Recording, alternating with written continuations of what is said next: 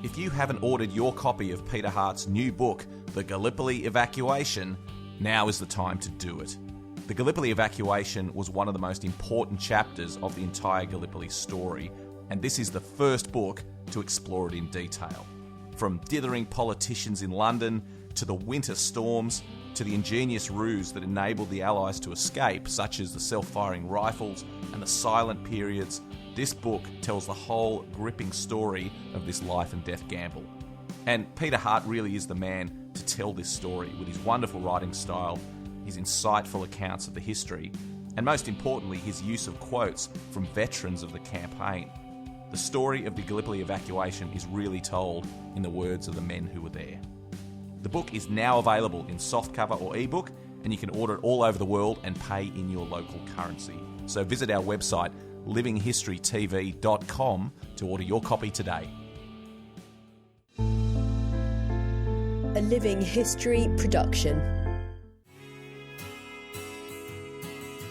I'm Peter Hart, and for the last 40 years I've interviewed thousands of veterans about their experience of war. Join me on a journey through the pages of history. Welcome to Peter Hart's Military History. Hello and welcome to this week's lovely podcast. And I'm Peter Hart, and with me is Gary Bain. What are we doing this week, Gary? Well, firstly, Peter, I'd like to thank you for inviting me back to your lovely home, where you've had quite a lot of decoration since I was last here. Indeed. The little woman's getting littler every day with the hard work she's put into putting in the new doors. I like the new doors. I'm not quite sure about having the locks on the outside, though. Yes, that is a bit strange, but she insisted on it in my room. And you've introduced the podcast today, Peter. Why haven't you introduced Peter Hart's Military History podcast? Oh, that stupid music thing at the start says it. Well, today we're talking about the South Notts Hussars again. It's another one in the series, which I hope our listeners are enjoying. And today we're talking about the Battle of Knightsbridge. The Battle of Knightsbridge? What's that? Something to do with London? Shopping? No, apparently it's something to do with a sign in the desert. Right. And this is going to be the first of two on the Battle of Knightsbridge, isn't it? Yeah, so imaginatively, we've called this one Knightsbridge 1. What we called the other one? Knightsbridge 2. Oh, our imagination knows no bounds, Gary. It doesn't. So where are we? Where have we got to? Well, Operation Crusader was the operations that had relieved Tobruk, although the South Notts Hussars always believed they'd saved the 8th Army they found wandering about in the desert. That was their perception of it. And they pushed the Rommel and the Axis forces all the way back to El Agheila. And Operation Crusader ran from 18th of November through to the end of December 1941, didn't it? Just to be clear about the dates. Oh, that's very helpful to our public. It is. I'm a helpful kind of guy. You are. You're so helpful. Anyway, something's happening. What's happening in the world that might embugger the Allies in the desert? Well, yeah, there was a slight sort of fly in the ointment in that war was declared on Japan following their assault on the United States at Pearl Harbor on the 7th of December 1941, which is why I made the point about what the dates of Crusader were. So any reinforcements that were originally intended for North Africa actually went to the Far East instead. So Singapore and just generally to the Far East. Yeah, that's why I said to the Far East. That's very clever. You really got a grip on this week. I feel indebted. But the overall situation, naval and air situation in the Mediterranean was continuing to deteriorate. So, it's not that things have got better and that they're able to take these forces to the Far East. It's just that the circumstances force it. Now, so what are the South Notts Hussars doing? Well, they're having a well-earned rest. They've been in Tobruk throughout the whole of the siege from April through, effectively through to December, haven't they? And they're having a bit of a rest. They came back to Hag camp. That's near Cairo. And most got a leave in Cairo where they did what soldiers do, I would imagine. I can't think what they do there.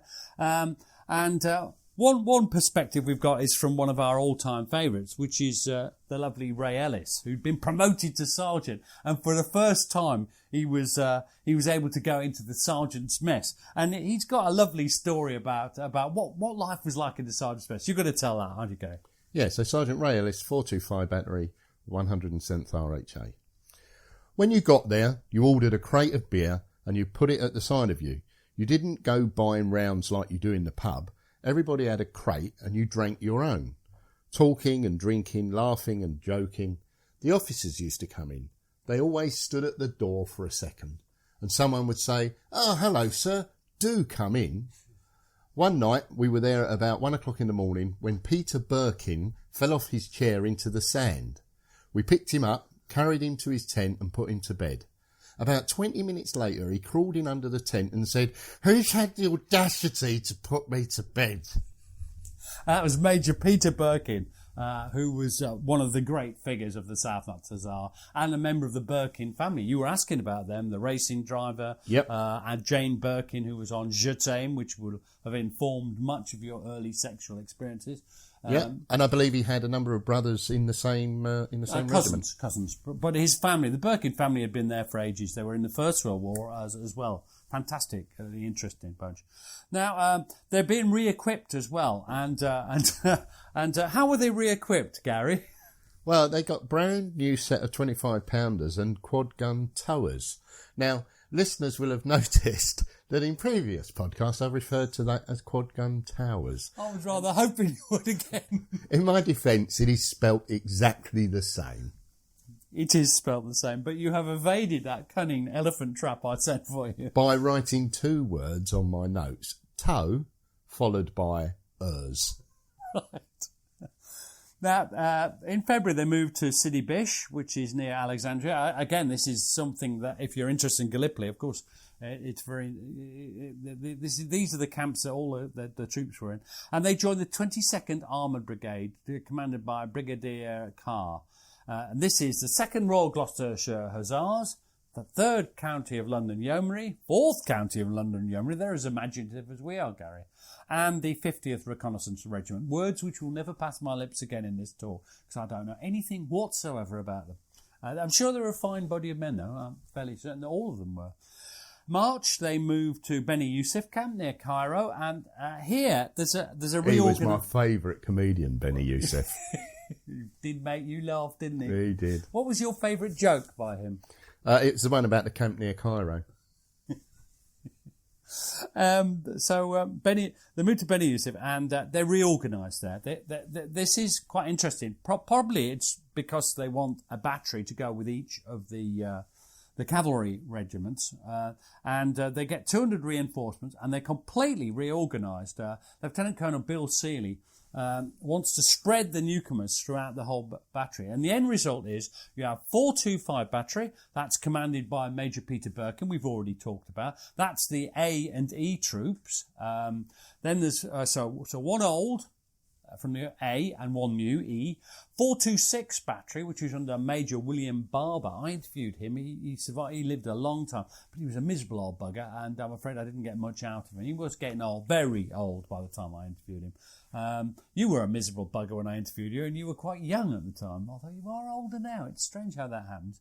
That was C and F troops, so C was the old one. And then 520 battery was under Major Jerry Birkin, who is the cousin of Peter Birkin, and that had B and D troops. And you'll notice, Gary, that they are both old troops. So, in one sense, 520 battery, the new battery, are the veterans.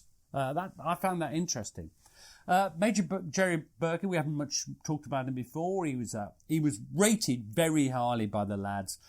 He was regarded as brave. He was competent. He had a great air of command. He could give orders without shouting, but he had the sort of aura that meant that the orders were obeyed, something that your officers were unable to exercise with you in the past. And he was a really good officer, and I hope he does well in the battle to come. And although at Birkin, the men didn't think he looked down on them. Yes, because he is a knob, if you like. He's a member so of a wealthy mutual family. friend of ours would say landed gentry. Landed gentry, yes. Landed gentry, perfect. Not aristocracy. Because of their new mobile role, liaising with the cavalry regiments, the battery commanders and OP officers were issued with Marmon Herrington armoured cars. And they got the turrets off to allow them to act as an OP vehicle. Now, I've got a lovely quote here from Frank Knowles, Lance Bombardier Frank Knowles, who's in 425 battery. And he didn't have much, you as Frank, don't have much faith in these, do you? Whilst it was so-called armoured, it wouldn't resist a normal 303 bullet. One of the lad's rifles went off accidentally, and it went through one wall of the armoured car and through a heavy-duty battery on the other side. So not armour. The armour was a waste of time. If you think about who you're going to meet in the desert, which is artillery and other tanks, and it's not much use to man the beast, really. Late April, the South Notts Hussars, the three batteries, move up to join the rest of 22nd Arma Brigade at Fort Capuzzo. That's near the Libyan border, the Egyptian-Libyan border. And there's a lot of training in box training. And this is different for them. This is the new theory. Each batteries are given to one specific tank regiment. These regiments are normally at Grants with 75mm tanks, but there's still also a lot of Crusaders with their stupid 2-pounder useless guns that no good. The 107th moved forward with them into the desert, and they got used to moving as part of a brigade box. So what's a brigade box, Peter? Well, I find it difficult to explain. It's basically they just are together, working and moving as a brigade. One thing that worried the gunners is there seemed to be this idea that you could use guns as a sort of tempting outer bit, which would tempt German tanks towards them. I'm not sure about this, and I don't think they'd thought a lot of it through. There's a lot of chuntering in about the whole box formations amongst the regiments as they move up.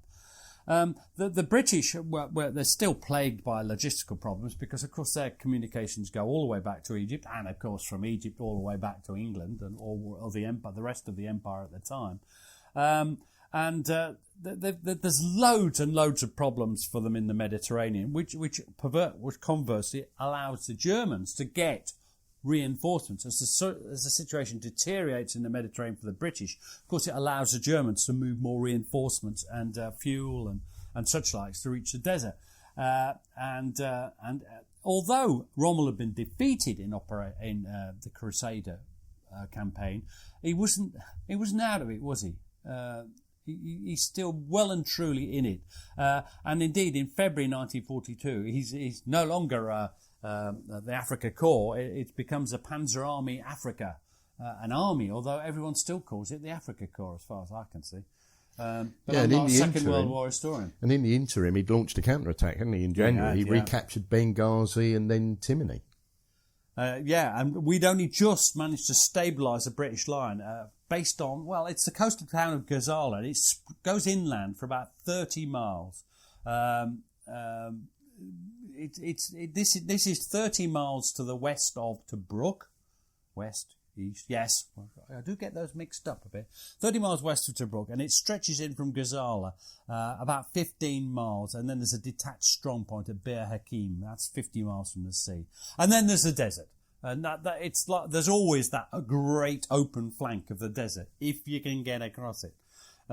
They're in brigade boxes. Now, perhaps you now would like to explain what a brigade box is, Gary. No.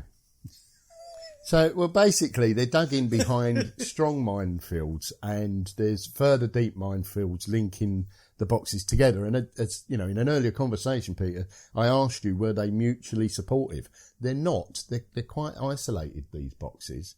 And it had two further rearward defensive boxes, one defending the town of Acroma and the other the Knightsbridge box, which was so named after the earlier mentioned Knightsbridge sign, which marks the junction of some desert tracks there. Yeah. Now, it's funny, in our conversations beforehand are always very interesting. I'm sure the listeners would love to have been there. But you made a great point, and we've been doing a lot. We did a lot on Waterloo, and this reminded you, didn't it, of the squares? When we were talking, I asked, did it remind you of the formations of Infantry Square? And you said that was a great point. I thought perhaps not, But it does sound a bit like that. It's a square in isolation, and they're not actually able to support each other. Not properly, no. There's a big gap between them. Now, so where are the British? The 13th Corps, commanded by Lieutenant General William Gott, supported by the 1st Arma Brigade. They're holding the basic line. That's the line. The front line. Then they've got the 30th Corps under Lieutenant General Charles Norrie and the 1st Armoured Division.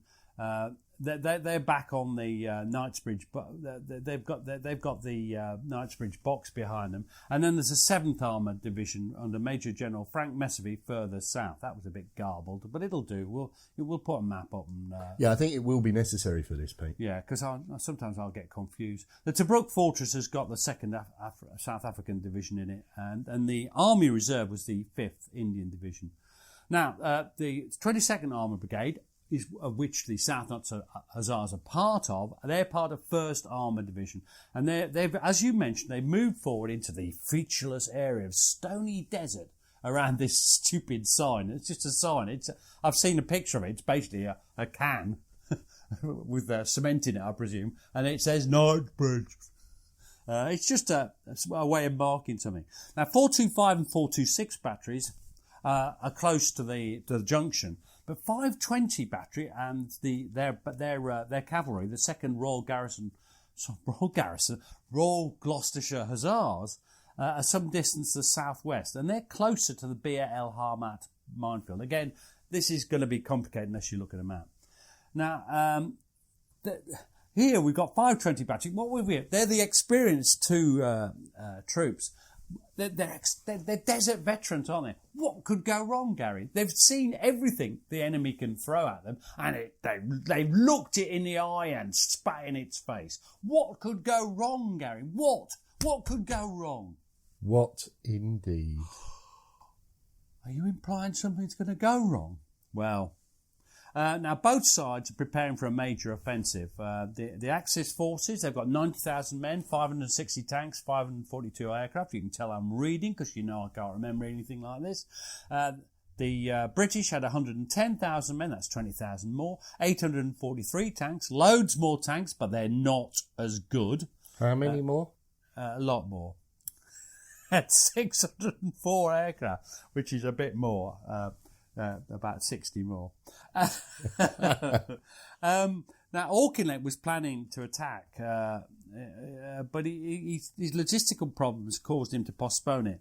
And as a result, Rommel strikes first. And his plan is called Operation Venice. It began at 2 o'clock, 1400 on 26th of May, 1942.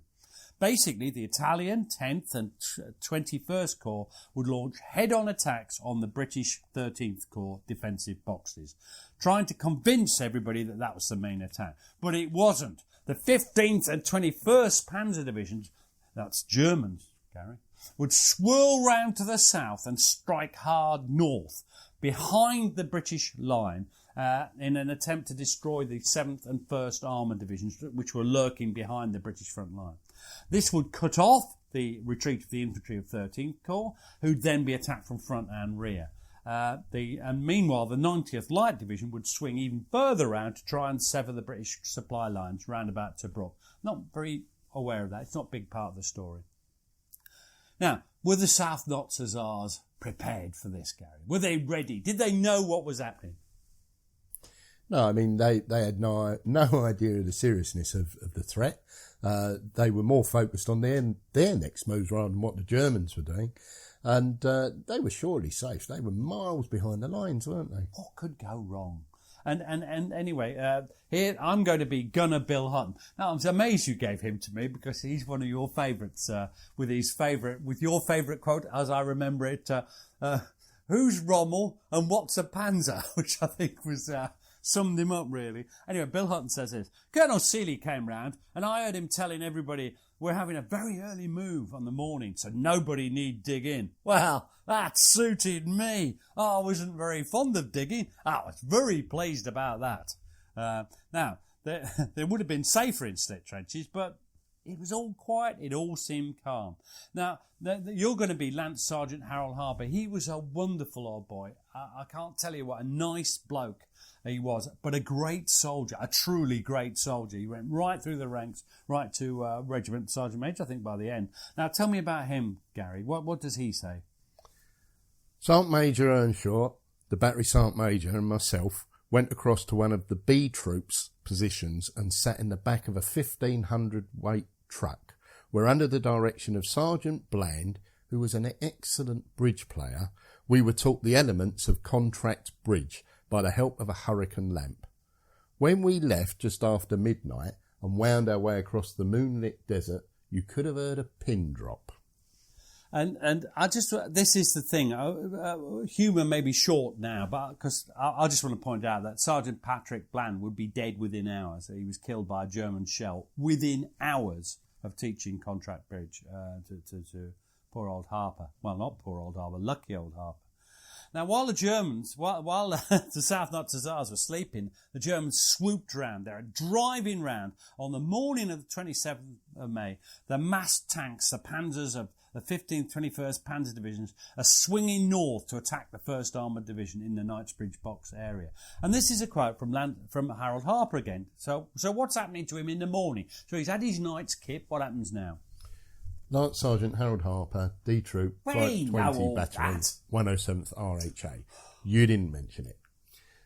We just about finished breakfast when we saw this dust cloud on the horizon. Paid no attention whatsoever. Assumed it was some of our troops on manoeuvres. We were attached to the Royal Gloucestershire Hussars. The guns were just parked with their vehicles. We had lagered for the night. Now, lager's a South African term, and it means an encampment, and it's usually made up of wagons, a bit like the old cowboy films. It is, yeah. We had lagered for the night, expecting to move next morning. Then along came the battery commander, Major Jerry Birkin, and he said, "I think they're Germans." He gave instructions for the D Troop OP to follow him. Now, so what's happening is you've got the battery commander and the D Troop OP, they're going out. The D Troop OP was Ivor Birkin, who was the brother of the D Troop the battery commander, Major Jerry Birkin. Now, Jerry Birkin's driver was Bombardier Bobby Feekins. He's also, of course, then 520 battery. And Bobby Feekins, he was a Londoner, so you can do this in a London accent, unlike that Nottinghamshire accent you used for Birkin. He was up through the turret, looking out of the back of the turret, facing the Germans. So that's Jerry Birkin, is that? Yeah. Yeah. The next round came straight inside the armoured car. I didn't realise it had hit us, and I turned, and there were the two radio operators without heads, absolutely nothing from the shoulders. I had blood and muck all over me. Jerry slumped into my arms, and he was actually dead at that point, hit right in the abdomen. I was wounded in the legs. On the inter-battery radio, I said, "We've been hit, we've been hit." This is terrible. The beheaded radio operators, I looked them up, they're Gunner White and Gunner William Lloyd. Now, there's a third signaller in there, Gunner J.H. Wright, and he was unscathed, but he was panicking, and I don't blame anybody for panicking. Bobby Feekins, though, was in a terrible state, wasn't he? Go on, carry on in your role as Bobby Feekins. I was bleeding profusely from shrapnel fragments all round my legs, so I decided to make back to the battery to get out of a sitting duck position. I said to the chap, I didn't even look round, "Hang on." I slammed it into gear to try and get out of a sitting duck position and get back to the battery. I tried to put my foot on the accelerator because I was losing the strength in my legs, and I hit a slip trench. It just went thwomp straight in, and I can assure you it was a very nasty smack. I turned round and there was nobody there. I wondered what had happened. I crawled out as best I could, pulling myself out, and as I was hanging on the back of the vehicle when Sergeant Harper came racing across to us, I suppose I was in a bit of shock. headless bodies. The inside of my armoured car was just nothing but blood and flesh, bits of body all over the place. Now, what's happened to the gunner Wright, the other surviving member of the crew, was he'd panicked and jumped out the back and probably been run over by Feakins as he crashes into this sort of trench or hole in the desert, and that broke his leg, and so he's left trapped under the wheels of the armoured car. Now, Harold Harpy and Jerry Birkin's brother, Ivor Birkin, they're running across from their Marm and Harrington, and this is what Lance Sergeant Harold Harper says. We'd only gone about 600 or 700 yards when we heard a gabbling on the battery commander's radio, which immediately told us something was wrong. Captain Ivor Birkin jumped out and dashed across 50 to 60 yards. Now, Harper, he's trying to follow, and this is it's almost like a film script, this, because things keep going wrong. Anyway, he's trying to follow, and then there's another calamity. What happens next? Out of a cloud of sand came a Royal Gloucester Hussars Grant tank. We hit it head on, and we literally bounced back 5 or 6 yards. I was standing in the turret, and I was crushed. The impact broke my ribs down the right-hand side. The next thing we saw, our engine was on fire. We dashed across and told Captain Birkin what had happened. Then we were stranded. Now, when he gets there, there's an absolutely dreadful scene. And this is when he meets Feakins, isn't he, again? So Lance Sergeant Harold Harper goes on to say, I've never seen anything like it in my life. Major Jerry Birkin lay flat on the floor, obviously dead. I went to the back and opened up the 2 doors at the back of the armoured car. Apparently, the armour-piercing shell had gone clear through the middle of the battery commander as he was standing up, and then chopped off the heads of the 2 radio operators. All you could see was these 2 lads, their hands still holding their mouthpieces, although their heads had rolled onto the floor, a bit of a gory sight. My biggest problem was to persuade Captain Ivor Birkin to leave his brother. He was in very distressed state. I said, "Come along, you must come back." He said, "No, you get back, I'll see what I can do."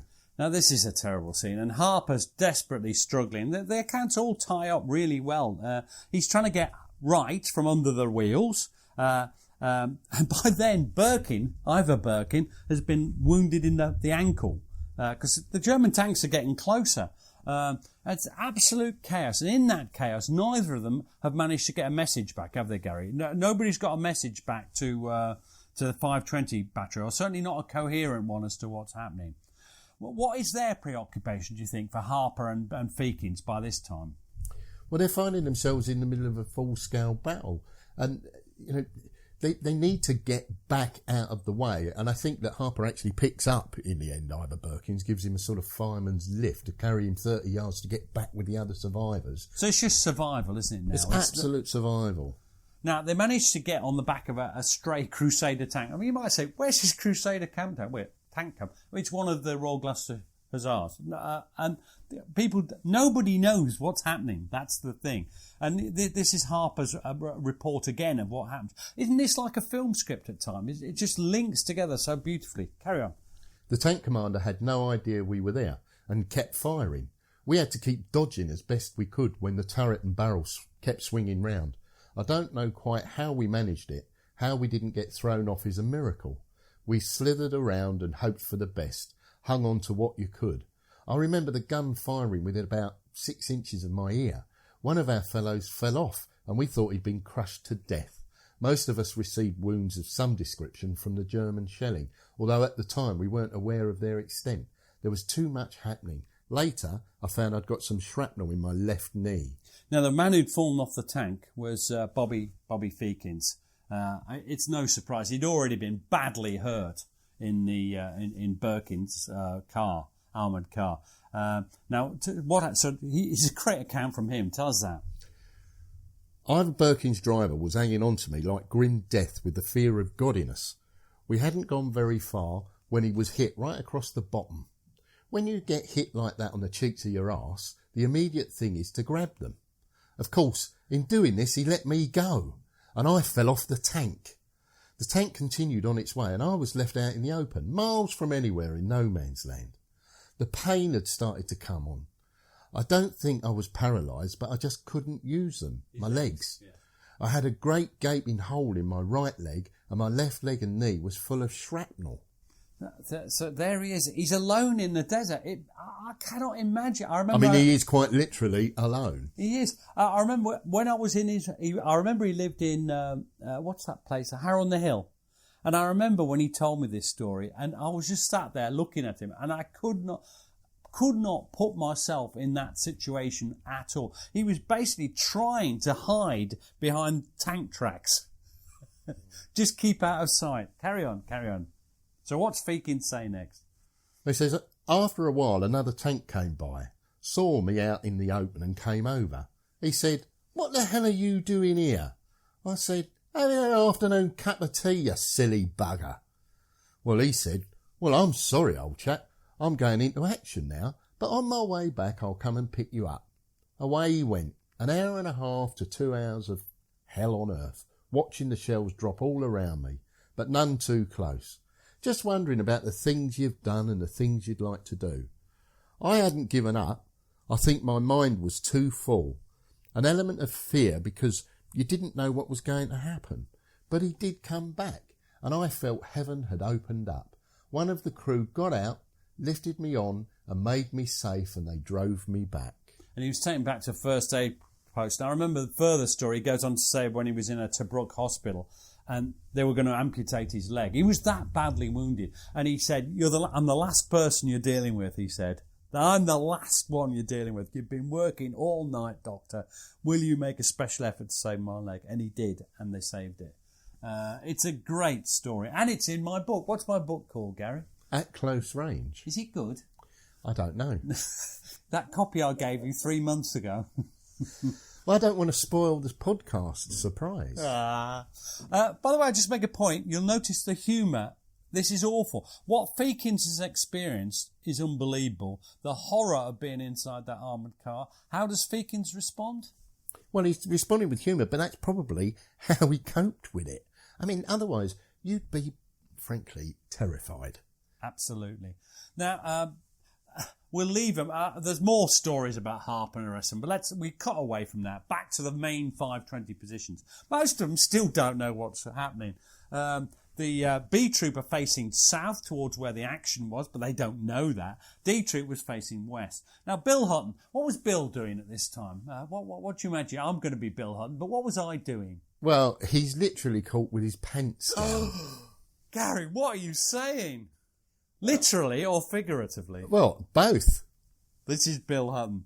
I'd made myself a permanent lavatory seat out of a petrol tin, all cut with a pear-shaped hole.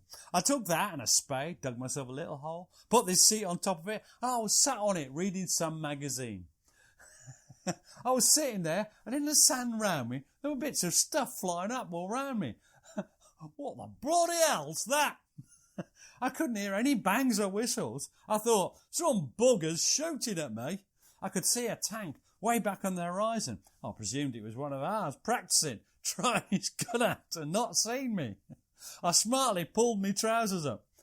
All of a sudden, one of the new officers came rushing up and said, "We want every spare man to help dig the guns in." Well, it's all happening very quickly again, isn't it? Do you think they're ready? No.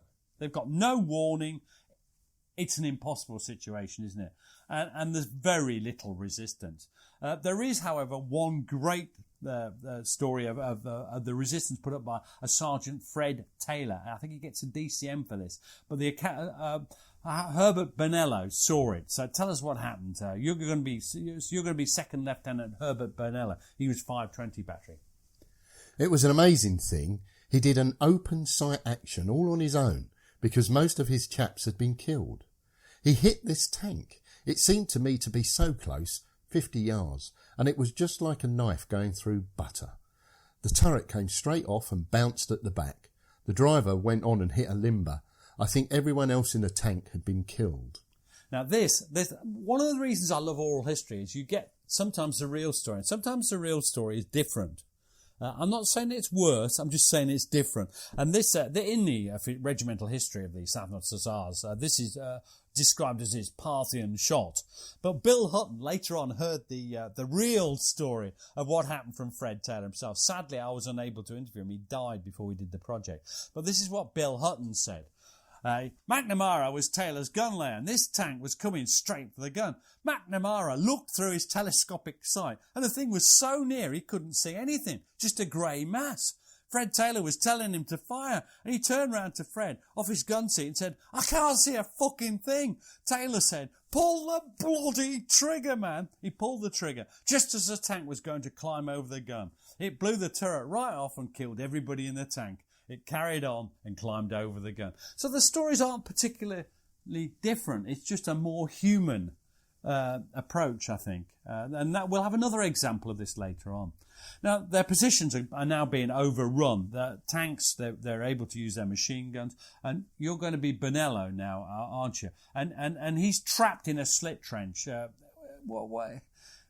Well, for the rest of his life, he pondered whether they might have escaped if they'd been given different orders. And he says there were two distinctly different orders. One said action and one said scarper. Too late for me. I should have gone like lightning. Clearly the attack was coming from the south, and it was too late to go back towards Cairo. You had to go towards the coastline north. We should have gone much sooner. When do you scarper? When do you go into action? That was the biggest worry. That's the nightmare. And he was taken prisoner. Now, they managed Charles Bennett, Captain Charles Bennett, an old NCO. Some of the very best officers are, as we like to mention, Chris Carlin at this point in our interviews. Some of the very, very best officers were former senior NCOs, aren't they, Gary? I think you'd agree with that. I would agree. And Charles Bennett was a splendid officer, and he got a lot of the damaged lorries and got away a lot of them. And Gunner Ernie Hurry said this about Bennett's efforts. Captain Bennett, he stood up in his vehicle with a blue flag, which meant everybody was to withdraw. I went back on the gun position and picked up 3 or 4 signallers. Bruce Meakin was one of them. I'd got them on the running boards as well. I was fired at and chased by one of the German tanks. I could see the machine gun bullets spurting in the ground in front of me. I put speed on and kept going. He was lucky. He was very lucky, because a machine gun would just tear through a lorry and tear it to bits. Now, Bill Hutton, he's still in his slit trench, and this is just one of the great quotes of oral history. I think you loved this as well, didn't you? This is what Bill Hutton said. I could hear this squeaking, creaking noise that tanks make. I bobbed my head up, and I soon put it down quick again. They've got dirty big black crosses. 3 German tanks, all within damn nigh spitting distance. Our guns are shooting at these tanks, and they're shooting at our guns. All bloody hell was let loose.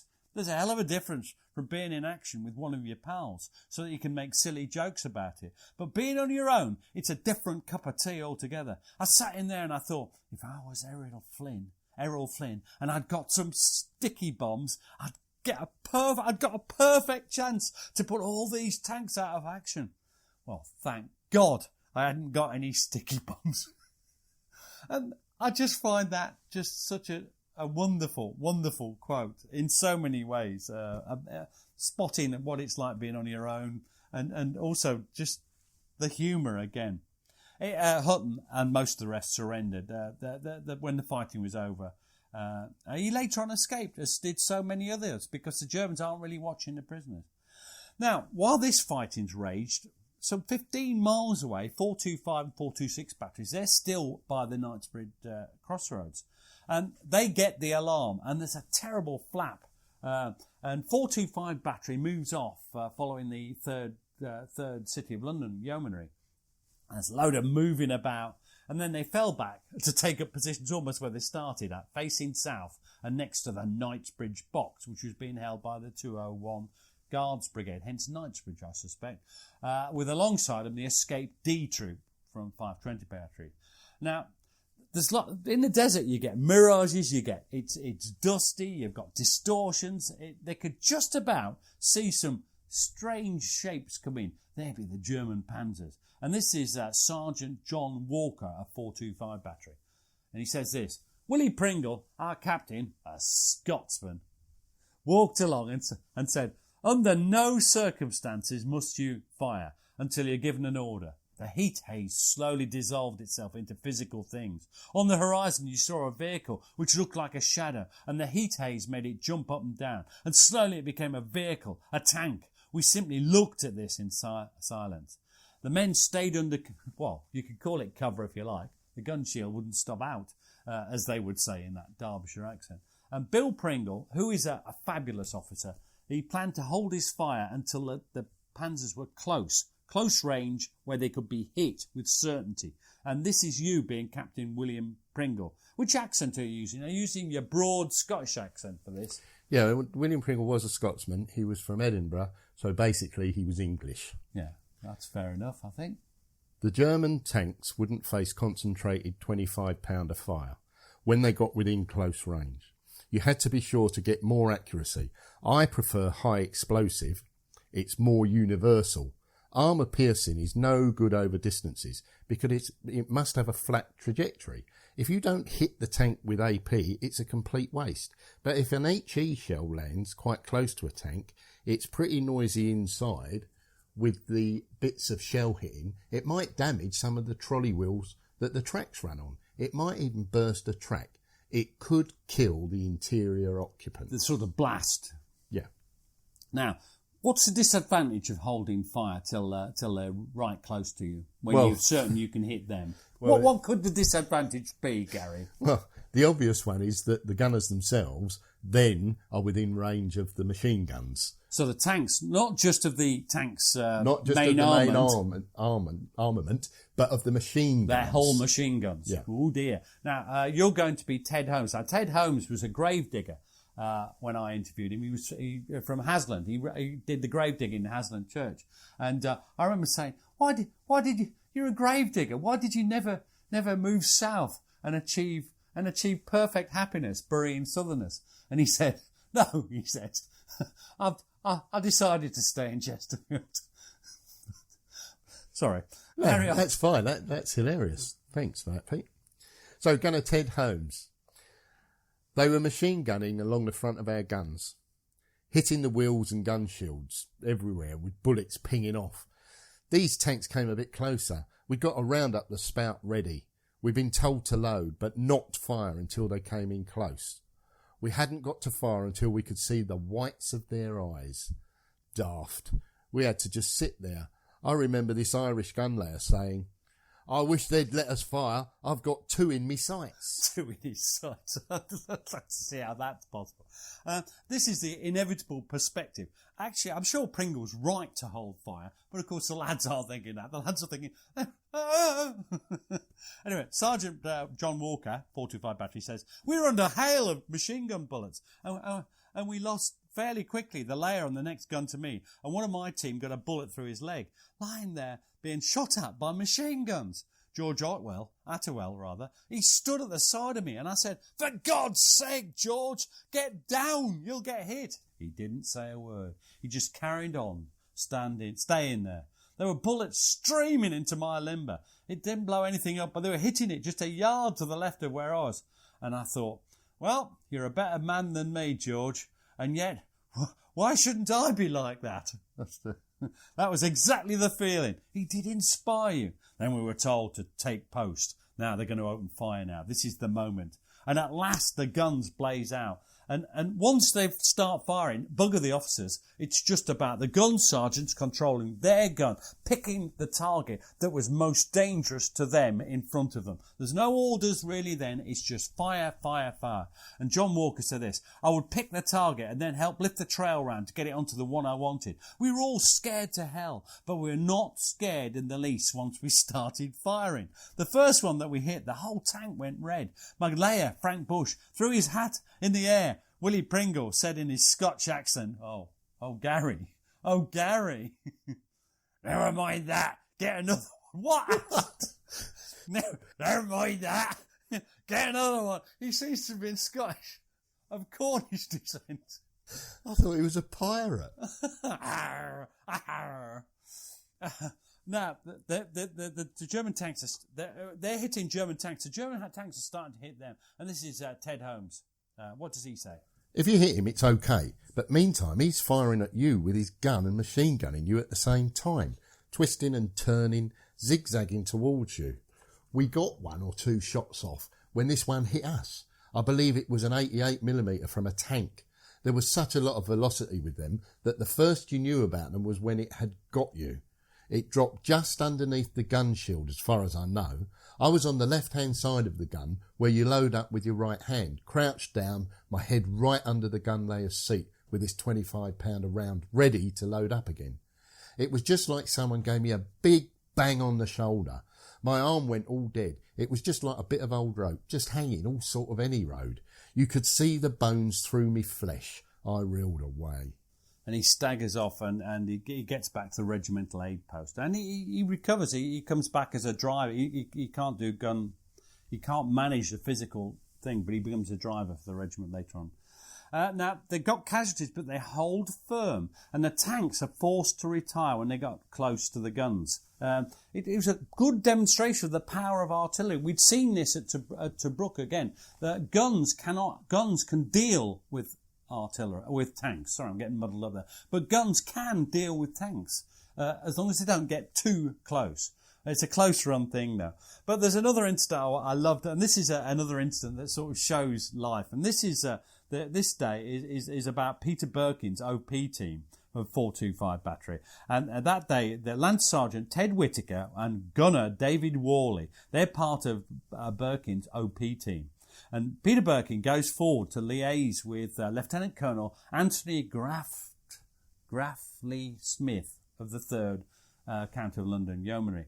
Now he's there to provide the artillery support required by the squadrons of Grant and Crusader tanks. Now this is wonderful. It's a great account. So take us through it, Gary. This is what Whittaker says. Ted Whittaker, 425 Battery. What does Ted say? It was more than a bit exciting because you could see through the binoculars these big grey monsters with umpteen times more range. German tanks. We were bringing fire down, coordinating it. Wherever the colonel went, we stuck close to him. It was absolute chaos. A scrap, then fall back, because our tanks were no match for these Germans. They were outgunned. Now, at one point, Whittaker, Peter Birkin and good old Dave Worley find themselves right in this Harman Harrington, this useless armoured car thing with no turret, right in the middle of a tank battle. There's shells, bullets flying all around them. And then suddenly there's disaster because the Harman Harrington lurches wildly to one side. And what's happened is a tyre's been burst. Now, in the regimental history, how does the regimental history, this is by Dobson, an officer of the regiment, how does Dobson describe what happened? Though the car drew intense enemy fire, Gunner Worley coolly changed the wheel under a hail of small arms fire. Is that what really happened, do you think, Gary? Is that what really happened? Well, this is what Lance Sergeant Ted Whittaker said. Is it the same, Gary? Is it the same? Is it the same? David Worley said something gentle like, "What the fucking hell's happened to us?" We hopped out and we got a puncture front wheel. Major Birkin said, "Change the bloody wheel." Machine gun bullets were landing round us. 1 or 2 did hit the car with a bit of a rattle. If they'd been closer, they'd go through it. You can imagine. We couldn't get the spare wheel off. I don't know whether it was because we were terrified or if the nuts were tight. Talk about fingers and thumbs. We finally got the spare wheel off. Then jacking up an armoured car, it's heavy, we were frantic. We got this ruddy wheel off. We put 2 wheel bolts on and Dave said to me, "What do you reckon?" I said, "In the bloody car." We hopped in. The major said, "OK," and off we went. Now, what did later investigation reveal? What that Dave Worley had managed to do? He'd managed to cross-thread both nuts. So when he said that Gunner Worley coolly changed the wheel under a hail of small arms fire, would you say in a state of absolute panic? Yes. And who blames him? No one. I mean, that's absolutely understandable. I mean, I'd have just driven on with the flat tyre, frankly, I